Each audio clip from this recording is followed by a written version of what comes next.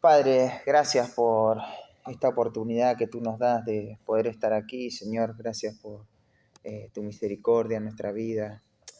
Te alabamos, Señor, porque eres tan bueno con nosotros y nos das oportunidades tan lindas de poder crecer, de poder avanzar. Bendice, Señor, a cada matrimonio aquí representado. Oramos por aquellos que hoy no pudieron estar también. Pedimos tu guía, tu cuidado en sus vidas. Eh, Señor, queremos estar animados y atentos a lo que tú tienes para nosotros en esta noche. Oramos para que tú bendigas este tiempo, lo puedas utilizar y que juntos podamos crecer, podamos entrar en una dinámica de exposición, de rendición de cuentas, de amarnos mutuamente, Señor, no solamente en el matrimonio, sino en los demás matrimonios, donde podamos velar los unos por los otros y animarnos, Señor. Cuánto necesitamos, Padre, en estos tiempos que la familia sea fortalecida. Hay tantas situaciones que vemos a nuestro alrededor y realmente es triste ver que todo parte de una familia desordenada, de no entender lo que tu palabra dice acerca de lo que tú quieres para la familia. Así que pedimos tu gracia, tu guía, tu dirección y que tú puedas guiarme en esta noche y que cada principio podamos esforzarnos para acercarnos lo más posible con nuestra vida a lo que tu palabra dice. Te lo pedimos en el nombre de Cristo Jesús. Amén. Bueno, hoy vamos a comenzar desde lo más básico que son los roles dentro del matrimonio. La mayoría de los problemas matrimoniales se relacionan directamente o indirectamente por una confusión en lo que cada uno de los cónyuges debe hacer. El hombre solamente por virtud de su masculinidad es llamado por Dios a liderar. Y una mujer solo por virtud de su feminidad es llamada por Dios a hacer ayuda, Y comencemos con un texto, vamos a ver varios, pero este va a ser el que va a abrir esta reunión. En 1 Timoteo capítulo 2, versículo 12 al 13. Yo lo tengo acá en la compu, así que hoy voy a usar la compu para todo, pero después vamos a usar la Biblia cuando usemos el otro púlpito, ¿no? Acá es medio incómodo. Dice así la palabra de Dios, el versículo 9, leamos a partir del versículo 9. 1 Timoteo 2, 9 al 13. Asimismo que las mujeres se atavíen, o sea, se vistan de ropa decorosa, con pudor y modestia, no con peinado ostentoso, ni oro, ni perlas, ni vestidos costosos, sino con buenas obras, como corresponde a mujeres que profesan piedad. La mujer aprenda en silencio con toda sujeción. Y acá está la razón, versículo 12. Porque no permito a la mujer enseñar, ni ejercer dominio sobre el hombre, sino estar en silencio. Y esta orden que da Pablo a toda la iglesia está causada por lo que pasó en el principio, versículo 13. Porque Adán fue formado primero y después Eva. Fíjense el orden puro de la creación. Solamente eso plantea la intencionalidad de Dios de establecer una guía y alguien que va a seguir. Una guía y alguien que va a seguir. El hombre va a liderar y la mujer va a seguir la dirección del hombre, ¿no? Eso solamente lo podemos aprender en la creación y Pablo trae ese principio de Génesis a la vida de la iglesia. Dice, esto todavía sigue vigente, ¿no? Aunque tanto el hombre como la mujer fueron creados a imagen y semejanza de Dios, y los dos son iguales frente a la gracia de Dios, eso lo vemos en Gálatas, los dos necesitan la misma gracia salvífica. No hay ningún tipo de distinción, no es que la mujer necesita menos o el hombre más, ni nada por el estilo. Todos necesitan de la gracia de Dios y en dignidad delante del Señor son iguales en un sentido. ¿Por qué? Porque por creación los dos portan la imagen y la semejanza de Dios. Los dos tienen la misión de glorificar a Dios, razón por la que fueron creados. Pero hay diferencias, ¿no? Hay diferencias bien marcadas. Dentro de esa igualdad encontramos diferencias. Por ejemplo, anatómicamente, la mujer es distinta al varón. Fisiológicamente y aún en los roles que Dios le dio a cada uno. Hay diferencias y de eso es lo que queremos hablar. A pesar de que son iguales, la igualdad no significa invariabilidad. Por ejemplo, en un sentido, todos somos, los seres humanos somos iguales, ¿no? Pero a su vez somos todos distintos. No hay un solo ser humano igual a otro. Pero en términos generales somos distintos también. Así que esto es lo que ocurre dentro del matrimonio y nuestro interés en esta tarde va a ser distinguir los roles específicos. De lo más básico vamos a hablar acá, los roles que Dios le dio tanto al hombre como a la mujer en el matrimonio. Y empecemos dando un pantallazo general. En la creación, a Adán se le dio el rol del liderazgo. ¿Qué incluye esto? Incluye responsabilidad, incluye iniciativa y incluye una autoridad misericordiosa. Eso es ser un líder espiritual desde el principio, ¿no? Y Eva fue hecha por Dios para ser ayuda idónea. Fue creada, fíjense de dónde, ¿no? Del hombre, dice la Escritura. Fue creada para el hombre y fue llevada al hombre. Así que el rol de la mujer en ese sentido es un servicio muy valioso. No es una posición degradante, pero es una función distinta y ya lo vamos a ver cómo esto refleja a Dios. Los dos, tanto el hombre como la mujer, en sus roles van a reflejar el deseo de querer exaltar a Dios, de querer glorificarlo. En cada función que cada uno va a ejercer y va a desarrollar dentro de su matrimonio, los dos tienen un solo propósito, la gloria de Dios, la gloria de Dios. ¿Y en qué van a mostrar la gloria de Dios? Bueno, en revelar el carácter de Dios, en revelar las perfecciones de Dios, su naturaleza. Y por ejemplo, en el liderazgo, el hombre va a representar a Dios. Y veamos un poquito en algunos versículos, yo se los voy a leer porque van a ser varios, el liderazgo del Padre y el liderazgo del hombre. Así como Dios, el Padre, va a liderar, va a tener esa función de liderazgo, el hombre tiene que imitar al Padre en su liderazgo. Eso es así. ¿Y qué incluye el liderazgo del Padre? Bueno, en primer lugar, lo que incluye es iniciativa. Ahí en Juan 5:37 dice, también el Padre me envió, que me envió. Fíjate Jesús hablando del Padre y dice, el Padre que me envió tomó la iniciativa. De manera activa, Él dijo, vamos a hacer esto. El Padre que me envió ha dado testimonio de mí. En Juan 3:16, un versículo muy conocido, ¿no? Porque de tal manera amó Dios al mundo que ha dado. Esto es iniciativa. Así que el hombre tiene que reflejar esto. Pero fíjate, el liderazgo del Padre también, además de incluir iniciativa, incluye exaltar al que está dirigiendo. Y esto es maravilloso. En Juan 17, versículo 1 y 2 dice, estas cosas habló Jesús y levantando los ojos al cielo dijo, Padre, la hora ha llegado, glorifica a tu Hijo para que también tu Hijo te glorifique a ti. Glorifica a tu Hijo. O sea, lo que el Padre va a hacer en su liderazgo es tomar la iniciativa, pero es glorificar a aquel a quien está dirigiendo. A quien está dirigiendo. Es tremendo eso. El liderazgo del Padre también incluye permanencia. Él va a permanecer con el Hijo en una comunión perfecta, ¿no? No alcanzan las palabras para describir la relación de comunión que se genera entre el Padre y el Hijo, ¿no? Tal es así que uno piensa cuando Cristo estuvo en la cruz, esa comunión, podemos expresarlo así, pero no lo podemos entender. Se interrumpió porque eso producía la paga del pecado. Y aunque hayan sido segundos, centésimas de segundo, 2 horas dicen algunos, es tremendo lo que pasó ahí. El hijo exclamó por ese dolor tan profundo porque algo estaba pasando entre esta comunión perfecta, ¿no? Así que él expresa, el liderazgo del Padre incluye permanencia, una relación cercana, duradera, íntima. Ahí en Juan 17, Jesús está orando y dice, yo en ellos y tú en mí, para que sean perfectos en unidad, para que el mundo conozca que tú me enviaste y que los has amado a ellos como a mí me has amado. Fíjate el amor que hay en esta relación.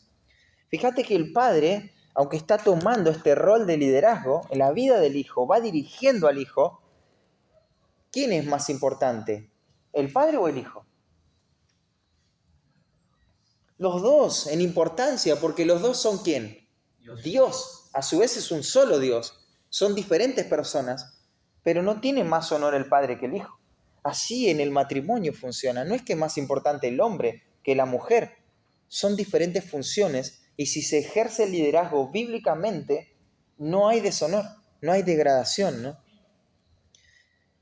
El liderazgo del padre incluye palabras amorosas y expresiones de aprobación. ¿Podés reconocer eso en el liderazgo del padre sobre el hijo? ¿Lo puedes ver? ¿Te acordás un versículo que lo afirma?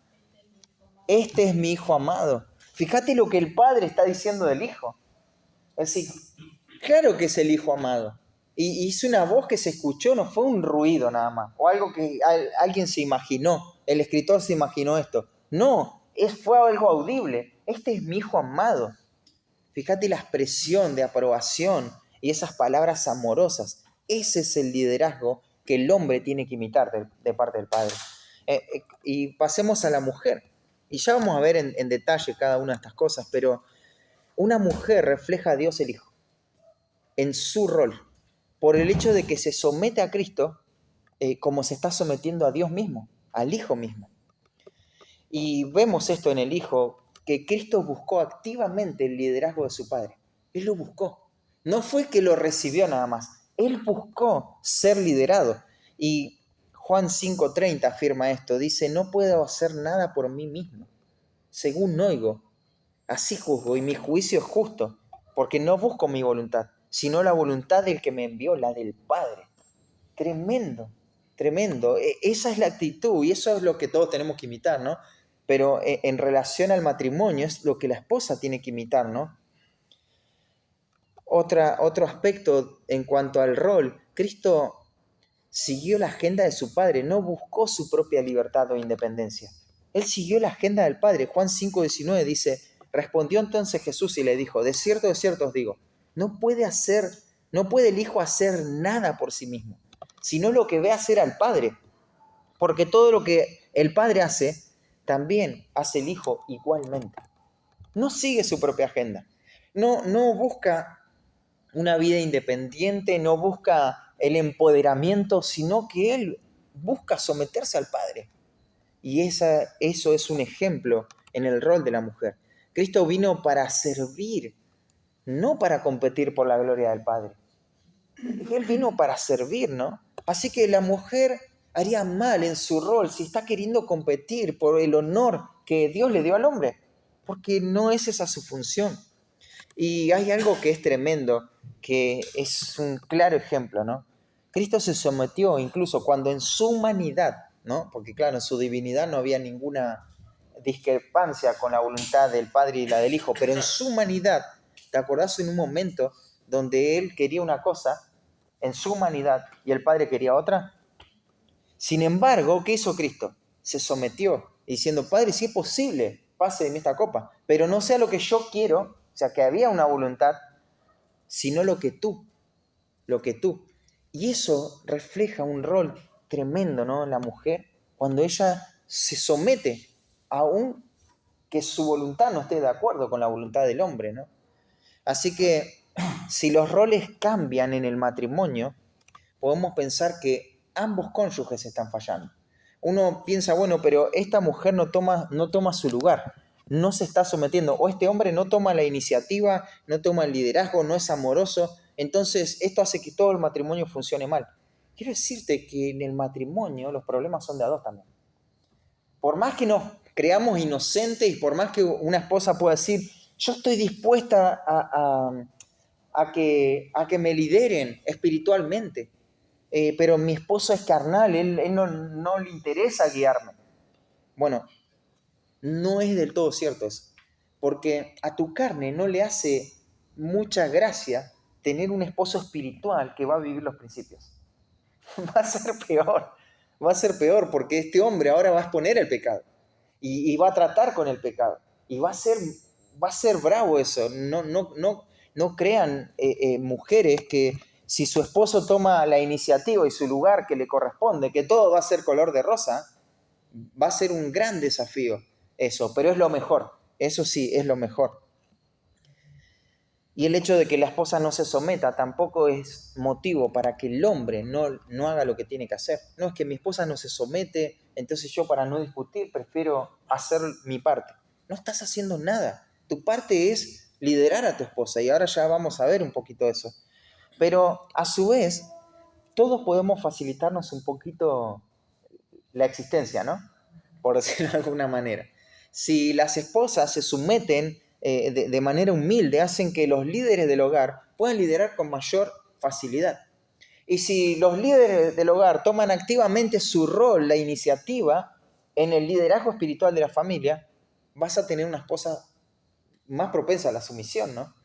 Pero entendamos que desde que el pecado entró en el mundo, estas dos cosas que Dios le pide al matrimonio fueron cambiadas. No hay tiempo, pero en Génesis se ve eso, ¿no? La mujer no se va a querer someter. Ahora la tendencia natural desde que nace pecadora va a ser, por naturaleza, no querer someterse. Ninguna mujer puede decir, no, bueno, pero a mí me encanta someterme a mi esposo. No, no, si es honesta no va a poder decir eso. Y ningún hombre va a decir, bueno, ¿qué?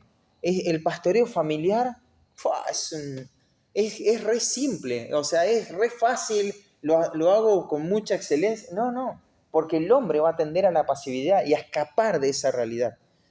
Y dentro de su liderazgo él va a ser hostil, porque eso es lo que el pecado también trajo a la humanidad. Así que el hombre va a tener que luchar con un liderazgo hostil, un liderazgo sin amor, y la mujer va a tener que luchar contra su falta de sumisión. De esas dos cosas vamos a hablar. Pero empecemos, siempre se empieza por el rol de la mujer. Y se habla un montón del rol de la mujer, y el último pedacito se habla del hombre porque ya no hay más tiempo. Por las dudas, ahora vamos a invertir los papeles. Vamos a empezar por los hombres y si no hay tiempo, no terminaremos lo de las mujeres, pero vamos a empezar por el rol del esposo. Y ahora sí, le invito a que me acompañes a Efesios capítulo 5, versículo 25 al 33. Vamos a venir a este pasaje un montón de veces en los talleres. Pero lo primero que tenemos que entender, hombres, y esto cuando Efesios 5, 25 al 33.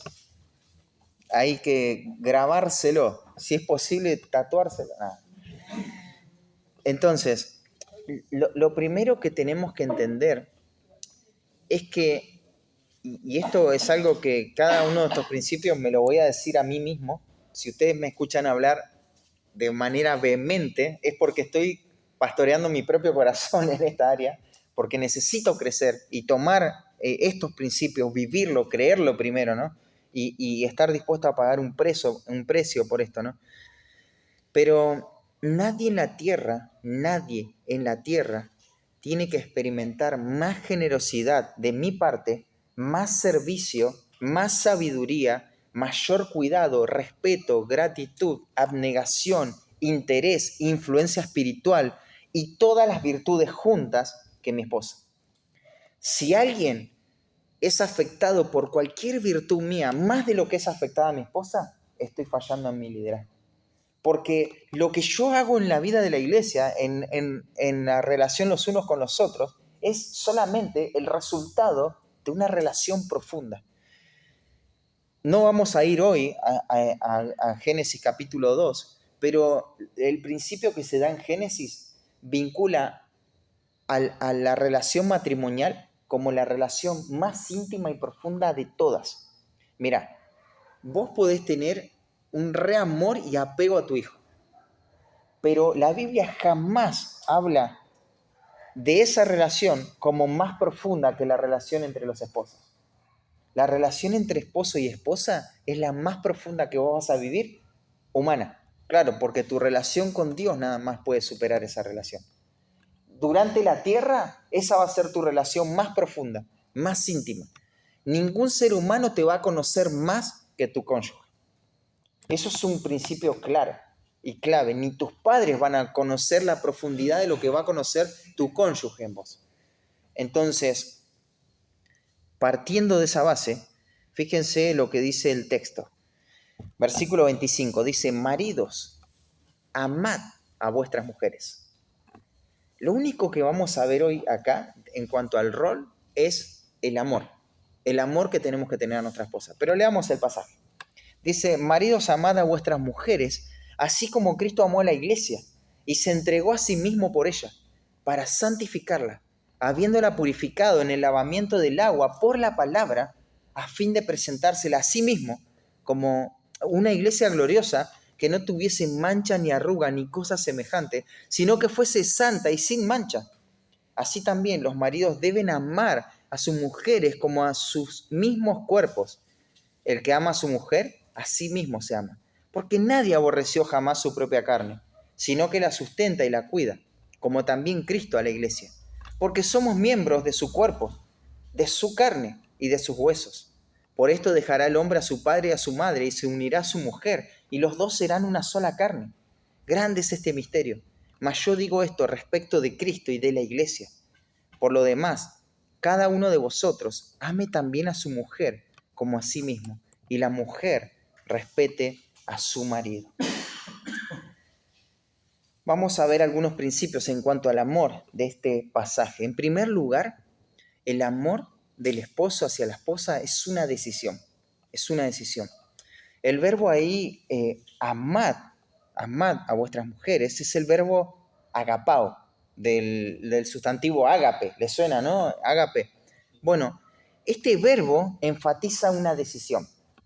Claro, porque implica hacer de este amor lo más fuerte y duradero. Esta orden de amar no está basada en sentimientos, no está basada en emociones, aunque las va a afectar profundamente. No está separado de las emociones, las pone en su lugar, pero no está basada sobre emociones, sobre lo que yo puedo sentir. El amor, hermanos, es una decisión. El amor es una decisión. Amad, si la Biblia te está ordenando hacer algo, ¿qué tenés que hacer? Tomar la decisión de obedecer. Entonces, en este sentido, el amor es una decisión. Es una decisión de un corazón que voluntariamente se está sometiendo a la voluntad de Dios. Eso es amor. Eso es amor. El modo imperativo del verbo, de imperio, ¿no? Viene la palabra, sugiere que ¿qué es esto? Es una orden. Esto es una imposición que los esposos tenemos. No tenemos opción. Tenemos que amar a nuestras esposas. En un sentido, cuando mi esposa me pregunta por qué la amo, yo la respuesta más bíblica que puedo darle es porque Dios me manda a que te ame. Porque es una orden. Es una orden dada por Dios. Y a veces no le gusta la respuesta esa, porque si me amás porque es un mandamiento. Pero es verdad. Lo que pasa es que el mundo nos ha impregnado de un amor falso, de un amor que se basa en cosas superficiales y no en la palabra eterna de Dios. Porque si yo me dispongo a amar a mi esposa porque Dios me lo está pidiendo, la palabra de Dios es eterna. La palabra de Dios va a permanecer y este va a ser un amor permanente. Esto es una orden. ¿Y no amar qué implica? Si yo no amo a mi esposa, ¿qué implica eso? Pecado. En primera instancia, pecado, ¿no? Y quiero poner un poco más en matiz esto.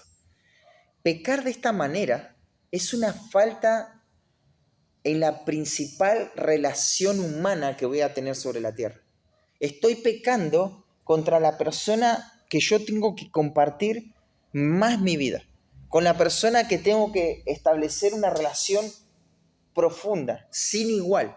Así que es un pecado contra la relación humana más importante, ¿no? Y el tiempo del verbo, le estamos haciendo un poquito de exégesis a ese verbo, el tiempo del verbo es un tiempo presente. Esto sugiere que la acción se tiene que realizar de manera continua, todo el tiempo. Es una constante, es un proceso progresivo que va en aumento y se hace de manera continua, ¿no? La acción tiene que realizarse. No hay etapa en la vida donde yo tengo que procurar más el amor hacia mi esposa. Es todo el tiempo, todo el tiempo. Si está enferma, si está sana, si está bien, todo el tiempo tengo que amarla. Tengo que amar a mi esposa de manera constante. Alguien puede decir, pero bueno, claro, yo amo a mi esposa, o sea, ¿cómo no la voy a amar si es mi esposa? No. Por eso estoy casado con ella, porque vivimos en el mismo techo. Y como en tu mente vos pensás que no amás a tu esposa, no, ¿no? Todos piensan, las mujeres, no. A los esposos le estoy preguntando, a las mujeres dicen, no. Pero uno no se imagina. Uno dice, bueno, sí, obviamente que la amo, ¿no? Pero quiero decirte que a veces la velocidad con que damos por sentado esto revela la liviandad del concepto bíblico del amor que el esposo tiene que tener a su esposa. Muchas veces revela esa ignorancia que tenemos, ¿no? Que no tenemos idea de este amor que Dios está demandando del hombre. Es tremenda la función y el rol que Dios le dio al hombre, de liderazgo, ¿no? Pero es una responsabilidad que va a pesar su corazón. Es algo que lo va a debilitar por todas partes. Es una carga súper pesada, que si no depende de la gracia y del poder del Espíritu Santo, no va a poder obedecer este pasaje. Este es un pasaje tremendo, hermanos, por el ejemplo que nos pone, ¿no? Así que muchos hombres creen que son muy honestos, ¿no? Y hemos tenido algunas charlas con algunos matrimonios que lamentablemente hoy ya no están, pero el esposo decía, ya no la amo, ya no amo a mi esposa, ya no tengo amor, y estoy siendo honesto, estoy siendo sincero, no la voy a amar y me voy a ir de la casa porque no la amo. Admitir que no la amo, en realidad esa persona lo que está asimilando es que el amor se basa en lo que está sintiendo en el momento. Como si amar a la esposa es algo que te sucede. Me pasa que ya no te amo. Me sucede que ahora sí te amo. No, no es algo que me pasa como, bueno, fui y me agarré gripe y ahora ya no la tengo más. Así que se perdió el amor. No es algo que se pierde tampoco. Es una decisión. Es una decisión que se toma de manera activa, donde yo digo, no quiero amar a esta persona. Es una decisión moral. No es simplemente como dicen las parejas, ¿no? En el mundo, bueno, no es la culpa de nadie. Sí, es la culpa de los dos. Son responsables y van a pagar por haber ofendido a Dios con el divorcio. Porque Dios odia el divorcio. Es algo que Él aborrece. Así que sí son culpables. Muchos alivianan su culpa y dicen, bueno, no funcionó nada más. Pero nadie tiene la culpa, ¿no? Es como probamos y no fuimos compatibles. Y el texto dice que el marido tiene que amar, tiene que amar. Así que él tiene que decidir amar. Hermanos, hombres, cada día tenemos que levantarnos tomando esta decisión. No es algo que tenemos que dar por sentado. Tenemos que dar por sentado que hay un mandamiento, pero no tenemos que dar por sentado que estamos obedeciendo ese mandamiento. Porque eso es confiarnos de nuestro propio corazón. Y la Biblia dice, el que piensa estar firme, mire que no caiga. Así que está bien, si nuestra esposa nos pregunta, aunque nos fastidie, ¿me amás? Sí, te amo, te amo, te amo. Me acuerdo una historia de un hombre que vivía en el campo que no hablaba absolutamente nada y la esposa estaba preocupada y pasaron muchos años, no sé, 20 años de casado y el hombre trabajaba y trabajaba y trabajaba y nunca hablaba con la esposa, ¿no? Y, y en una oportunidad le dijo la esposa, no sé, fulano, ya no me amás, ¿no? Y el esposo la mira a los ojos y le dice, cuando nos casamos te dije que te amo, ¿te acordás? Hace 20 años atrás. Sí, sí, me acuerdo de eso. ¿Y qué más iba a decir este esposo? Bueno, cuando cambie de opinión te aviso. Eso es tremendo, ¿no? O sea, muy corto de palabras, ¿no? Pero no, eso es dar por sentado, algo que tenemos que obedecer de manera activa. El amor, a su vez, el versículo 25 nos dice que es sacrificial y acá empieza a ponerse esto un poco complicado. ¿Por qué? Porque no pone el ejemplo de otro matrimonio acá. No pone el ejemplo de otro esposo humano que tiene debilidades. Pone el ejemplo de Cristo.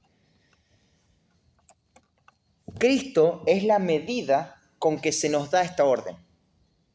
Tenemos que amar a nuestra esposa como Cristo ama a la iglesia. Así que, como hombres, no deberíamos pensar en cómo amar me va a beneficiar a mí, sino cómo amar a mi esposa le va a beneficiar a ella y va a honrar al Señor.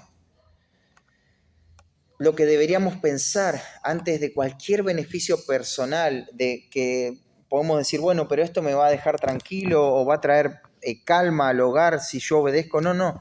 Lo que tenemos que pensar es, en este amor que se nos está ordenando, es cómo vamos a entregar nuestra vida por nuestra esposa. ¿Cómo vamos a entregar nuestra vida en un sacrificio por nuestra esposa? Porque ese es el ejemplo de Cristo, ¿no? No se limita a decir, bueno, desde ahora voy a empezar a apagar la luz, voy a empezar a cerrar la puerta y traer el vaso de agua antes de dormir. No sé las costumbres que tengan cada uno, ¿no? Cuando ahí están acostados. Bueno, nos olvidamos de algo fuera. Me voy a levantar porque Dios me manda a amar. Sí, está bien. Pero el amor sacrificial es más que eso. Es más que una salida, que un regalo, que chocolates, que flores. Todo eso tiene lugar. Eso no es que estamos anulando esa parte, ¿no? Pero estamos poniendo las bases. Cuando nosotros, hombres que estamos casados, escuchamos de parte del Señor que tenemos que amar a nuestra esposa como Cristo amó a la iglesia y se entregó por su iglesia, no deberíamos dar nada por asentado. Deberíamos temblar. Deberíamos temblar. Lo que debería provocar esto en nuestro corazón, a su vez de una obediencia inmediata, es un profundo dolor que nos lleva al arrepentimiento, ¿no? ¿Y de qué deberíamos arrepentirnos si es que no estamos amando? Bueno, del egoísmo. El egoísmo es el antónimo del amor. Es lo contrario al amor. No es tanto el odio, que es la manifestación, pero el egoísmo está enraizado como contraposición del amor. Cuando no amamos de la manera en que Cristo amó a la iglesia, entonces estamos cayendo en el puro egoísmo. Fíjate en Romanos 5:8 dice, mas Dios muestra su amor para con nosotros en que siendo aún pecadores, Cristo murió por nosotros. Y acá quiero que pongamos en perspectiva el contexto en que se va a dar este amor. Cristo murió, según el pasaje de Romanos 5:8, por pecadores, ¿no? Pero en el contexto habla de débiles, personas que no tenían fuerza para hacer la voluntad de Dios. En el contexto habla de los irreverentes también, de los enemigos de Dios. O sea, Cristo por quien murió y a quienes amó, a pecadores, débiles, irreverentes, enemigos. Se entregó por personas que no lo merecían. Fue arrestado de manera injusta por personas que no lo merecían. Fue enjuiciado de manera injusta para librar a personas que no lo merecían. Fue golpeado, humillado, desnudado, maltratado, insultado, ofeteado, injuriado por amor a personas que no lo merecían. Nosotros, ninguno de los que estamos acá, éramos dignos del amor de Dios. No hicimos nada para merecerlo. Y si es que quisiéramos hacer algo, eso sería una blasfemia delante de Dios, ¿no? Así que ese amor debemos imitar. Si tenemos que imitar el amor que Cristo tuvo por su iglesia, entonces ¿por qué muchas veces esperamos que nuestra esposa se merezca ese amor? ¿Por qué esperamos eso? Y encima el amor que nosotros vamos a ofrecer, ¿cómo es delante del amor que Cristo ha ofrecido? Es un amor pobre y miserable que ni siquiera queremos entregar. Estamos mezquinando ese amor, podríamos decir, ¿no? Un amor berreta, ¿no? Porque decimos, mi esposa no se merece, como si seríamos perfectos en nuestro amor. Tenemos que entregarnos al amor y amar a nuestra esposa sin esperar nada a cambio. En el matrimonio, quiero sacar una mentira, si es que la tenés en tu mente, no es bíblico lo recíproco. Hice esto y yo por lo menos esperaría que, eso es antibíblico. Es totalmente antibíblico. Eso no es amor, eso es egoísmo. Dios no nos ha amado así. Nosotros no teníamos nada para ofrecerle a Dios. Como iglesia no tenemos nada, absolutamente nada, para corresponder a ese amor. Esa palabra, ¿no? Corresponder. Bueno, que quiero mi amor que sea correspondido. Imposible, imposible. Eso no es un amor bíblico. Este amor de la esposa hacia la esposa es un amor que se entrega a una persona que no se lo merece sin esperar ni siquiera que se le agradezca. Bueno, no hagas nada, pero por lo menos decime gracias. No, no te mereces que te digan gracias. No me merezco que mi esposa me agradezca. Por nada, por absolutamente nada. Pero yo estoy presionado por Dios para amar a mi esposa de la manera en que Cristo amó a la iglesia. Esa es mi responsabilidad, delante de Dios. Y un día yo voy a rendir cuenta por eso. Lo primero que Cristo me va a preguntar es, no si traje la comida a la casa, que también hay que hacerlo, pero lo primero que Dios me va a preguntar es, ¿cómo amé a mi esposa? Porque eso es lo principal en el liderazgo.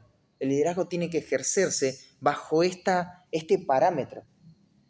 ¿Qué riesgo podés correr, mujer, si te está liderando un esposo que imita a Cristo en el amor? ¿Ves? No hay ningún peligro ahí, ¿no? En que te lidere un hombre que está amando a Cristo y que te está amando con ese amor, basado en ese amor. Pero el problema es el egoísmo del corazón. Y quiero hablarte un momento en cuanto al egoísmo. Estamos bien con el tiempo. Sin temor a equivocarme, sin tratar de simplificar nada en cuanto al pecado, pero el egoísmo puede que sea la raíz de todos los conflictos matrimoniales. Es el egoísmo. Quizá no haya un sinónimo más preciso para describir la raíz del pecado que el egoísmo. Y un puritano llamado Richard Baxter escribió así: el egoísmo es el pecado radical y positivo del alma que abarca en forma de semilla y causalmente todos los demás pecados. Todos los demás pecados. Y también dijo este puritano, la caída del hombre consistió en que se apartó de Dios para volverse a sí mismo. Él se aparta de Dios para volverse a sí mismo. Eso es egoísmo. Su regeneración ahora va a consistir en que se aparta de sí mismo. ¿Para qué? Para volverse a Dios. Y eso es lo contrario al egoísmo. Eso es la mortificación del amor propio. Pero tenemos que reconocer, hombres, que hay egoísmo en nuestro corazón. No es, cuando decimos falta de amor, es pecado, pero pongámosle ese rótulo bíblico, egoísmo, egoísmo. Soy egoísta, por eso no quiero amar de esa manera. En el egoísmo lo que hacemos es amarnos demasiado a nosotros mismos. Por eso en la Biblia no vas a encontrar nunca una recomendación a que nos amemos nosotros primero. Primero tenemos que amarnos nosotros, aprender a amarnos a nosotros los hombres y después amar a nuestra esposa. Porque ahí dice, ¿no? Que la ame como a sí mismo, o sea, lo primero. Pero ahí no está diciendo, amate a vos y después ama a tu esposa. Ya se da por hecho, ya se da por hecho. Es la triste realidad donde el hombre sacó su amor de Dios y lo puso en sí mismo, entonces se toma eso. Así como vos te amás tan profundamente que sos tu propio ídolo, de esa manera tenés que amar a tu esposa y entregarte imitando el amor de Cristo, ¿no? Nadie se quiere poco. La baja autoestima no existe bíblicamente. Nadie tiene un concepto menor de sí mismo.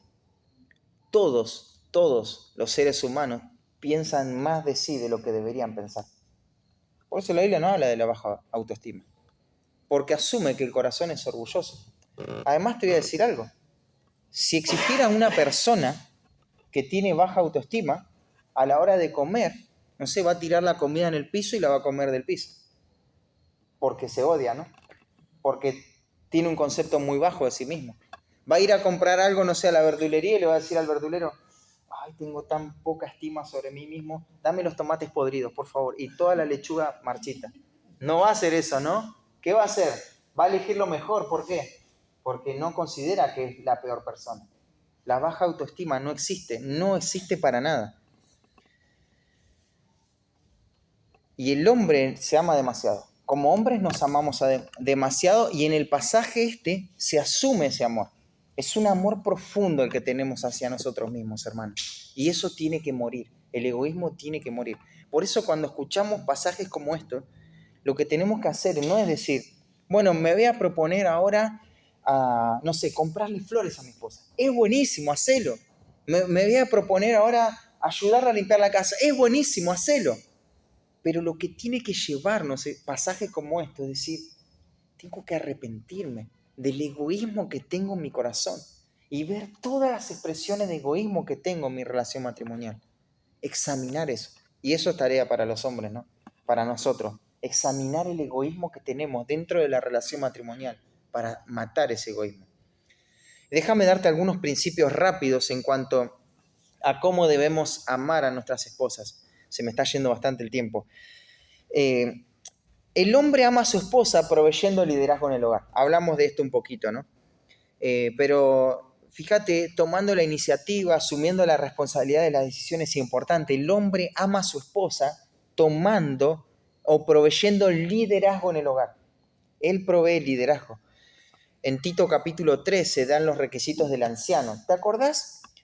¿Para qué se dan los requisitos del anciano? Para que el pastor, el obispo de la iglesia, pueda mostrar con su ejemplo a los otros hombres cómo se tiene que vivir y cómo es una familia. No es exclusivo del pastor esto, sino que Dios quiere que todos vivan esto, ¿no? Entonces, en 1 Timoteo 3:4 dice que gobierne bien su casa, que tenga a sus hijos en sujeción con toda honestidad. Él va a ordenar a su familia. Él va a marcar el ritmo espiritual del hogar. Él va a intentar ordenar la agenda en el hogar para que todas las cosas funcionen adecuadamente. Él va a ser prudente en la administración de todo, de las finanzas, de todo lo que tiene que ver con el funcionamiento del hogar, porque Él va a liderar, Él va a tomar la iniciativa en esto.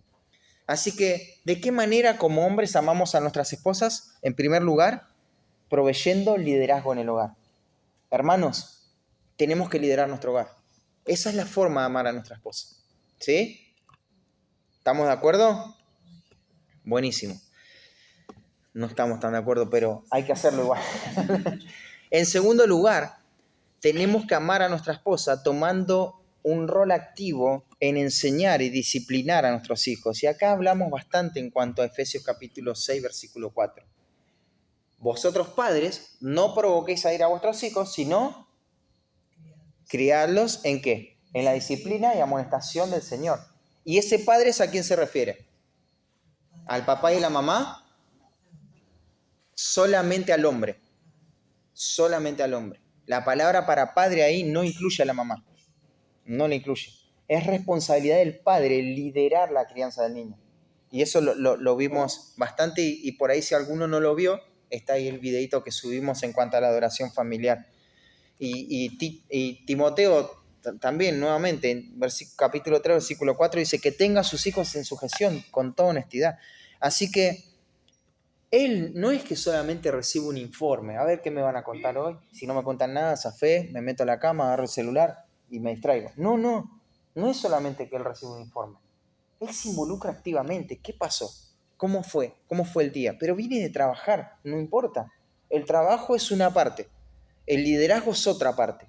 Él tiene que liderar y él tiene que tomar este rol que Dios le dio de enseñar y disciplinar a los hijos. Entonces él va a preguntar de manera activa cómo fue el día, porque esto es lo que Dios le llamó. Y esta es la manera en cómo él ama a su esposa. En tercer lugar, el esposo ama a su esposa siendo un hombre de una sola mujer. Él es un marido de una sola mujer. Primera Timoteo 3:2 dice, pero es necesario que el obispo sea irreprensible, marido de una sola mujer. Lo cual no solamente implica que no está en una relación con varias mujeres, sino que él le debe fidelidad física, emocional, espiritualmente. Él está entregado a un compromiso completo con su esposa. Él piensa en su esposa y no hay otra mujer en sus pensamientos. Él se debe a ella. Él la honra en lo más profundo de su corazón. Él no da rienda suelta a su lascivia.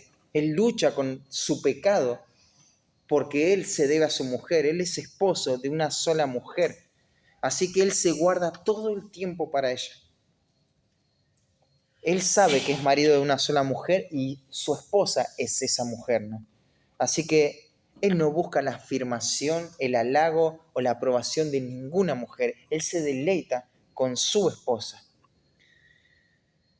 Y bueno, de cada principio podemos hablar bastante, ¿no? Pero vamos a dar un par más. Él ama a su esposa haciendo lo mejor que esté a su nivel para proveer económicamente. En 1 Timoteo 5:8 dice, manda también estas cosas para que sean irreprensibles, porque si alguno no provee para los suyos, mayormente para los de su casa, ha negado la fe y es peor que un incrédulo. El esposo no es descuidado en esta área. Él tiene que proveer. Y lo físico está incluido también, además de lo espiritual, pero él tiene que proveer. Si no, es una persona irresponsable, su testimonio está por el piso. No es una persona perezosa que hay que echar de la casa para que salga a trabajar.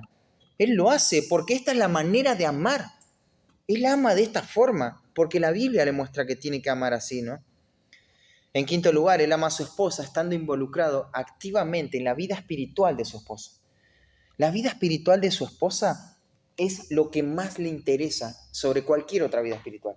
No hay un discipulado, una reunión con otro hombre, alguien que él esté cuidando más de lo que urge esta relación con su esposa, este cuidado hacia su esposa.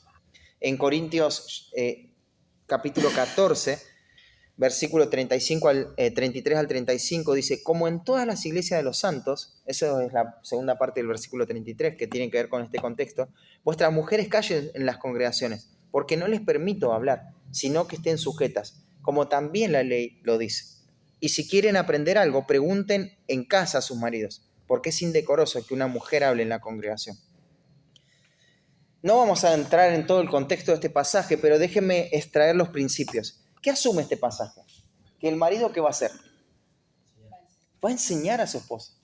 Esto excluye todas las relaciones dentro de la iglesia donde esta mujer va a aprender de otros hombres que Dios va a dar a la iglesia, de otras mujeres mayores. Esto no excluye esos principios, ¿no? Pero ¿cuál va a ser? Pero esto sí incluye esto. Mira, el principal foco de aprendizaje de su esposa, ¿dónde va a ser? En su casa. Su marido le va a enseñar. Su marido le va a enseñar. Él va a ser un modelo en cómo se recibe humildemente la exhortación y va a aprender eso.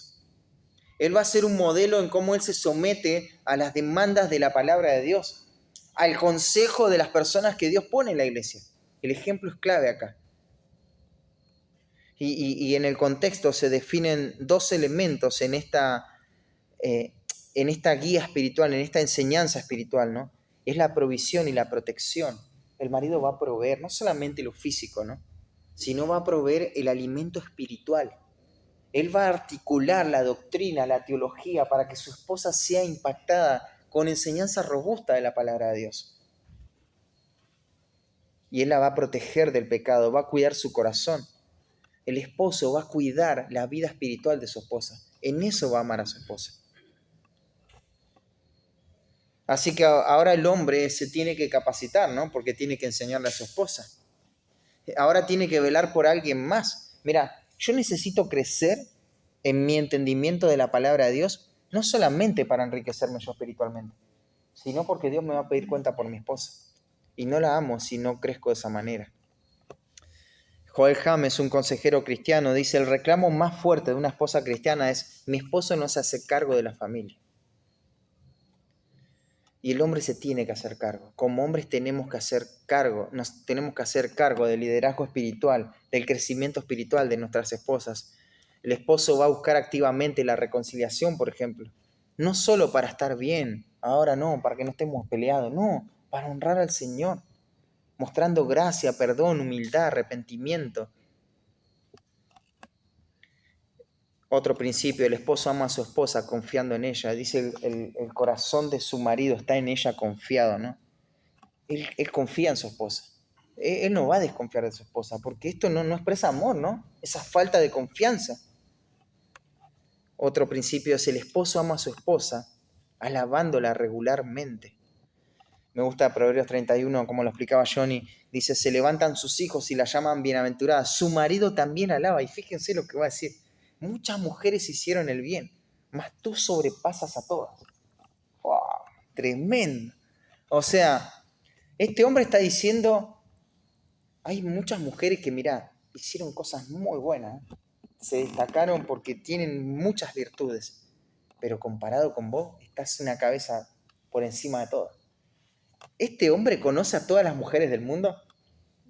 No, obviamente que no, no es omnisciente tampoco. ¿Por qué dice esto? Porque él mira a su esposa, él valora las virtudes de su esposa. Entonces él está impactado por su esposa y valora todo lo que hace su esposa. Él no entra en una comparación para ver quién es mejor y peor. Muchas mujeres hicieron el bien, pero bueno, hay una que te ganó en realidad. No, tú sobrepasas a todas, es una alabanza, ¿no?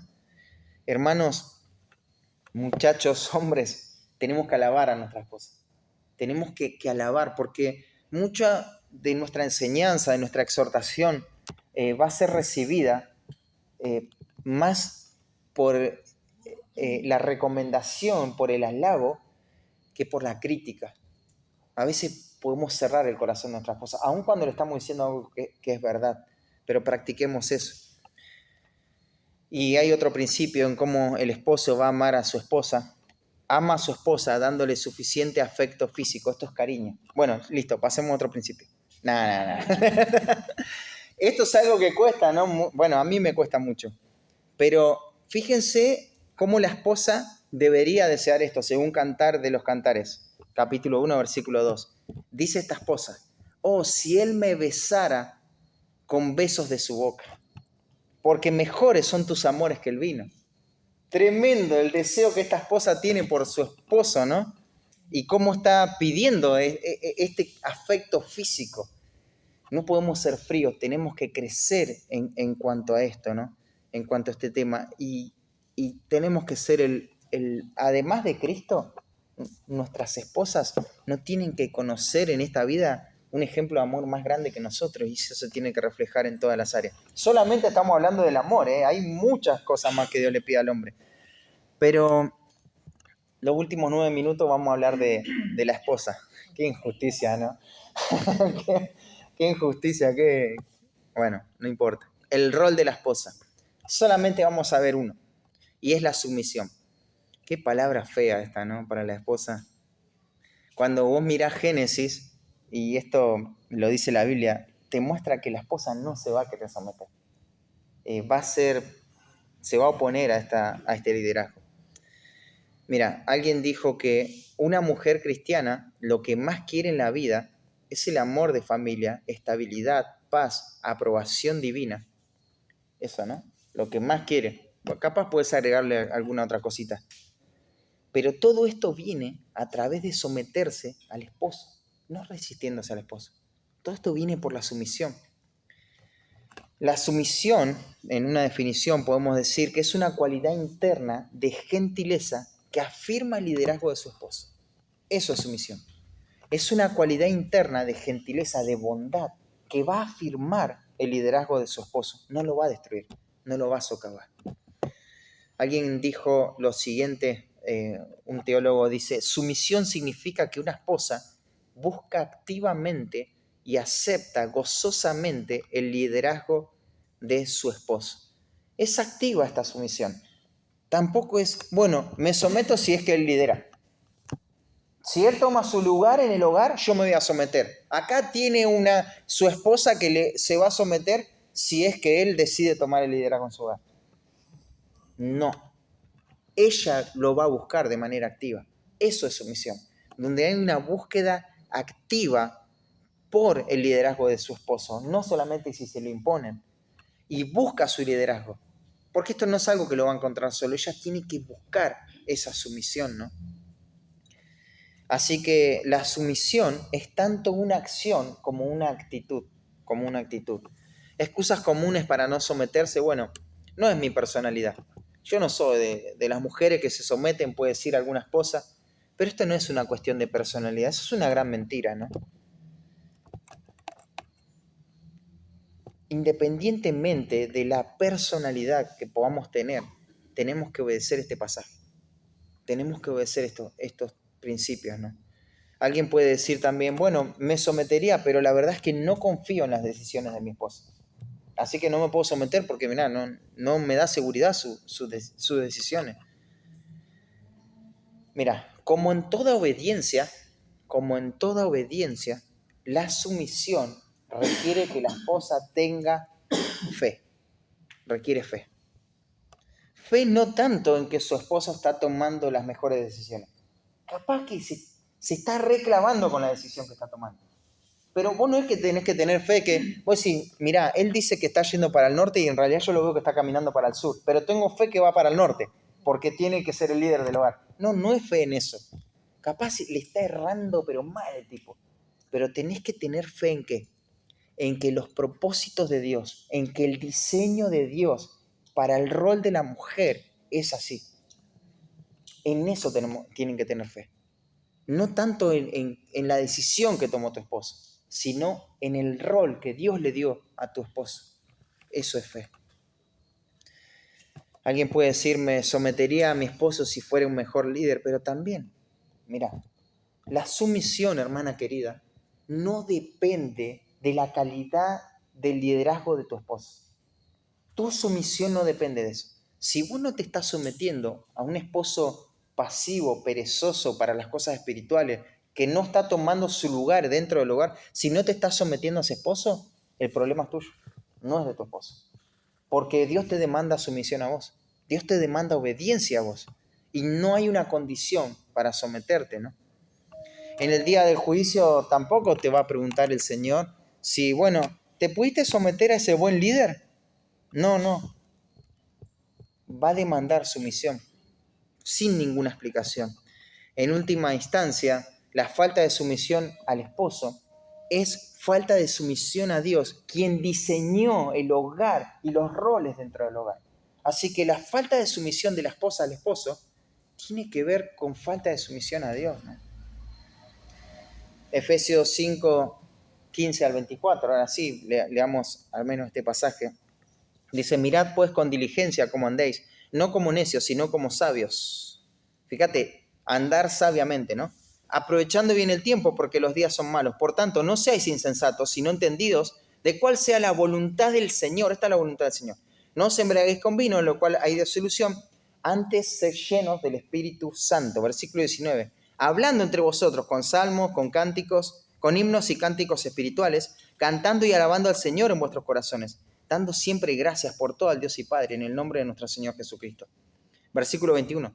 Someteos unos a otros en el temor de Dios. Las casadas estén sujetas a sus propios maridos, como al Señor. Como al Señor. Porque el marido es cabeza de la mujer, así como Cristo es cabeza de la iglesia, la cual es su cuerpo, y Él es su Salvador. Así que como la iglesia está sujeta a Cristo, así también las casadas lo estén a sus maridos en todo. En efecto, una vida guiada por el Espíritu, porque acá está hablando de una vida guiada por el Espíritu este pasaje, ¿no? Ser llenos del Espíritu. Está hablando de cómo vivir sabiamente, de cómo hacer la voluntad de Dios, de cómo aprovechar el tiempo en mi vida, ¿no? De todos esos elementos. Y después, ¿qué se da? El efecto de una vida vivida por el Espíritu. ¿Y cuál es el efecto? Una esposa que se está sometiendo a su esposo como si se estaría sometiendo al Señor. Así que en primer lugar, la sumisión es vivir sabiamente una vida guiada por el Espíritu. Cuando pienses en la sumisión, pensá que eso es vivir sabiamente.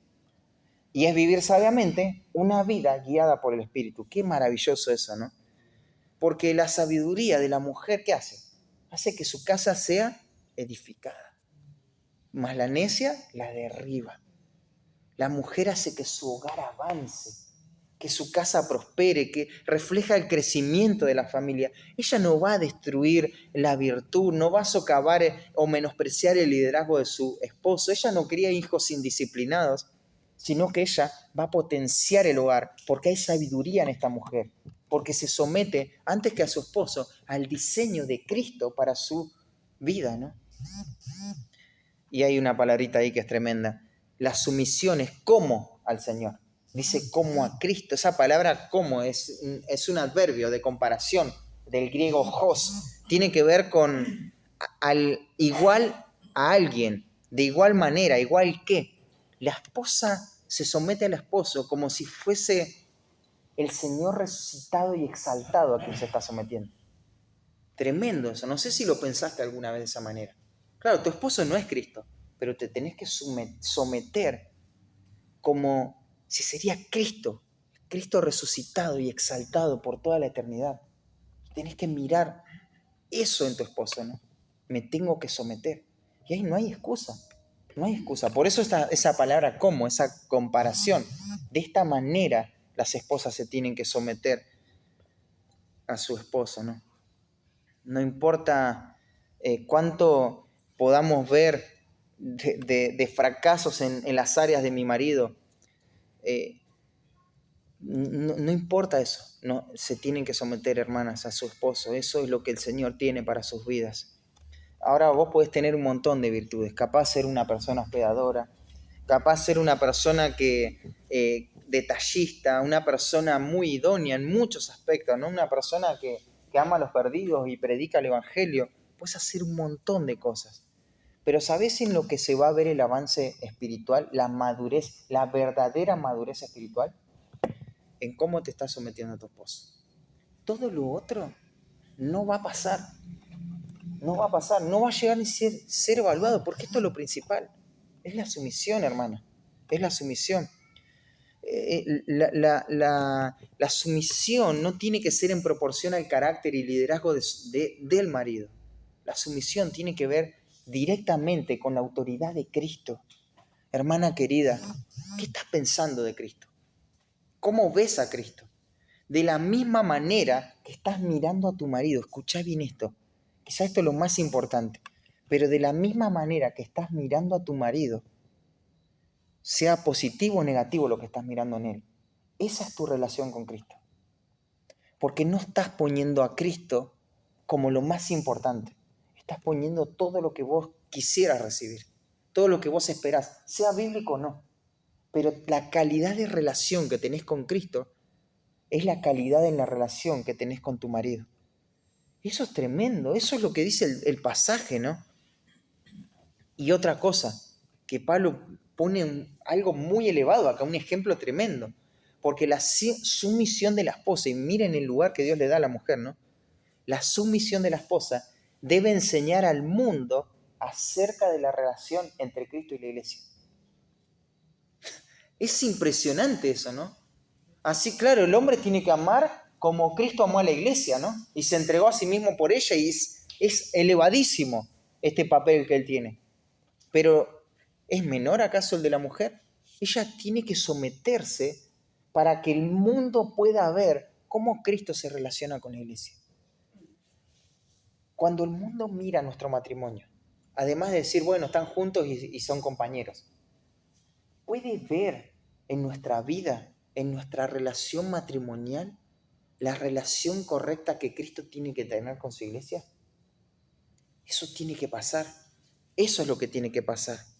Así que, hermanas, la sumisión tiene que estar en todo, absolutamente en todo. Vos ves a una iglesia sumisa a Cristo quejándose, desobedeciendo secretamente, debatiendo con Cristo, manipulando, desafiando abiertamente su liderazgo, teniendo formas y expresiones que no reflejan su misión. ¿Ves en la Biblia a una iglesia así? Entonces vos no tenés que relacionarte así con tu esposo. Deberíamos pensar muchísimo en esto. Hermanas, la sumisión tiene que estar absolutamente en todo, en cada palabra, cada acción, cada actitud, cada conversación, cada opinión distinta, cada sugerencia, cada necesidad, cada preocupación, cada pensamiento que venga a tu mente que sea mejor que el de tu marido. Incluso cada preocupación que le expresas a tu esposo en el cuidado del hogar, de la iglesia, de la familia, del vecino, en cada cosa tiene que expresar su misión. Ahí hay virtud. Todo tiene que expresar sumisión. En todo, hermana. En todo tiene que haber sumisión. En lo único que tiene que no va a haber sumisión, ¿sabes en qué es? En el pecado. Cuando estés pecando, ahí no va a estar la sumisión. Pero después en todo tiene que haber sumisión. No hay nada fuera de esto, ¿no? La sumisión no está basada en sentimientos, en ocasiones. No está basada en lo bien que el esposo está llevando a cabo sus responsabilidades. No varía dependiendo de la importancia de una decisión. Bueno, esta decisión que es menos importante me someto. O esta decisión que es menos importante yo voy a hacer lo que quiero.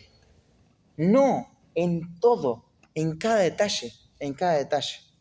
Ahora, la sumisión no significa que la esposa debe obedecer al marido en algo que la Biblia dice claramente que es pecado. Ahí tiene que desobedecer al marido, pero con una actitud de gracia y de sumisión. Tiene que mostrar este otro principio que gobierna su vida, que es más importante obedecer a Dios que a los hombres. Ese es el límite. ¿Cuál es el límite? El pecado. En el pecado. Si tu esposo te dice que mientas, vos no decís, no, vos sos un pecador, mentiroso, te vas a ir al infierno, Apocalipsis 21:8. Eso no es sumisión, ¿no? Pero vos con amor, con mucha gracia, porque vos sabés que quien tenés enfrente es tu esposo y Dios te manda a someterte a tu marido. Así que no te vas a dirigir a él de cualquier manera. No vas a menospreciarlo diciendo, este viejo, este joven, este rebelde, desordenado y todo lo que le quieras decir. No, con gracia tenés que decirle, esto es pecado. Yo no te puedo obedecer en esto. Y quiero ser honesta con vos. Pero si es pecado, no sé si es una preferencia. Mirá, la sumisión tiene que ser tan elevada que aún vos ves que tu marido se está re equivocando, pero vos te sometés. Y cuando después viene arrepentido tu marido, o cuando ya se expone que se equivocó, no le decís a tu esposo, viste, yo te dije si me hubieses escuchado, porque eso es una amenaza. La próxima me tendrías que escuchar, ¿no? Eso no es sumisión.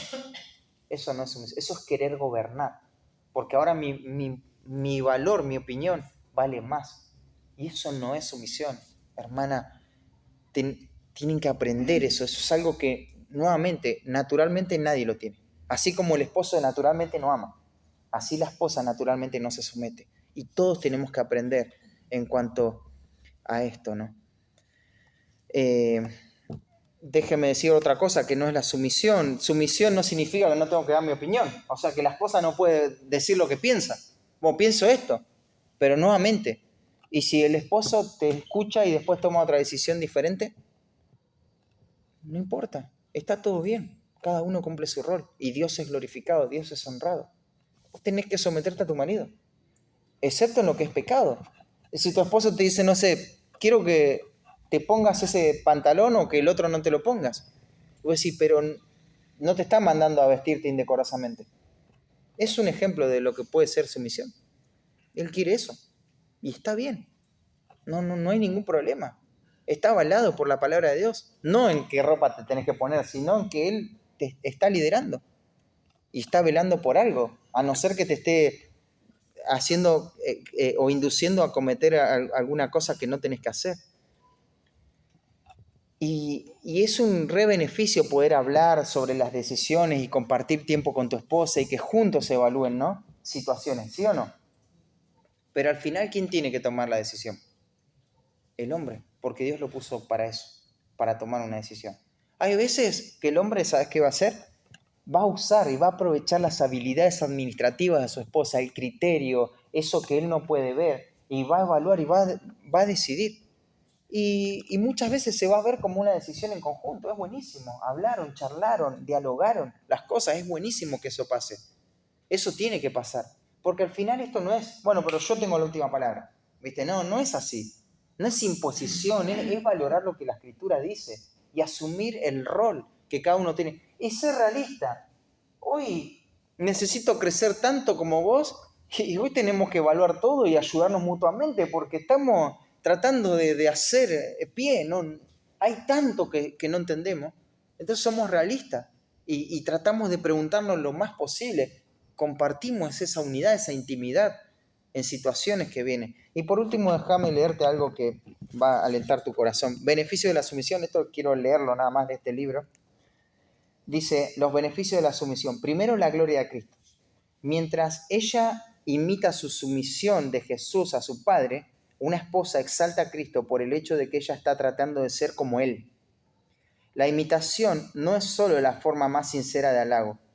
En este caso, es la forma más sincera de adoración. Tremendo. Está adorando cuando se somete. En segundo lugar, trae protección. Mira, esto es muy práctico. Las palabras mi esposo dice son una protección maravillosa para la esposa. La guardan de gente grosera, demandante o manipuladora en su vida y de las interferencias de los padres o otros familiares. Ella soporta y se somete a su esposo, y ese es el fin del asunto. Así que mi esposo dice esto. Eso es espectacular. Y eso es lo que hay que procurar. No es decirle a tu esposo que tiene que mirar esto. Eso le estás enseñando algo que no es sumisión. El esposo dijo esto. Eso tiene que ser la última discusión. Y la esposa sumisa se protege con eso. No tiene nada que debatir. Hay alguien que está velando por esas decisiones. Hay alguien que está marcando el ritmo espiritual del hogar, el crecimiento, la madurez. La sumisión, otro beneficio que da, es refugio ante el estrés de decisiones grandes. Dios le dio a su esposo esos hombros amplios con una razón, para que pueda llevar la responsabilidad primordial de tomar las decisiones más difíciles de la vida. Orá por tu esposo por gracia, él tiene que tomar decisiones. Si él está abrazando a Cristo, el Evangelio y sus implicaciones, hay muchas decisiones, ¿no? Y el último beneficio es fe más fuerte. La fe crece fuerte en una mujer que confía en que Dios guía a su esposo, en vez de confiar en que ella lo manipula o lo domina. Es tremendo eso, hermanos. Así que bueno, que Dios nos dé gracia para poder vivir todos estos principios y honrar al Señor con nuestro matrimonio, ¿no? Que Dios a los hombres nos dé ese amor, ya nos ha dado ese amor, pero que nos ayude a imitar ese amor de Cristo por su iglesia y dejar cualquier expresión de egoísmo, y que Dios le dé a la esposa esa guía del Espíritu Santo, ¿no? Ser llenas del Espíritu Santo para reflejar esa sumisión frente al esposo imperfecto que tienen, pero es lo que el Señor demanda, es lo que Él exige. ¿Les parece si terminamos orando, Johnny? ¿Podés terminar orando?